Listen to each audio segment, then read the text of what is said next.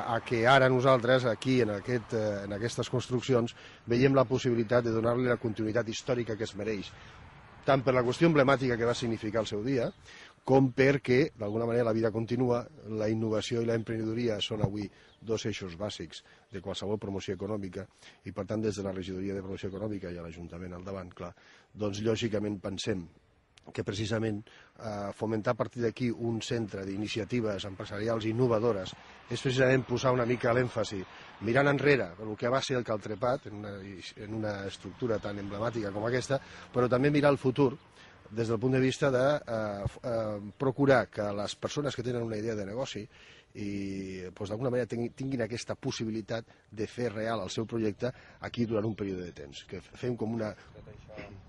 Bueno, el més immediat serà el viver d'empreses, i quan parlem immediat estem parlant de que això, suposant que això s'aprovi i ens donin la línia aquesta, doncs estaríem parlant que durant l'any que ve es podria realitzar el projecte, la part aquesta del viver d'empreses. L'altre, que és el procés museístic, tindria un calendari més llarg.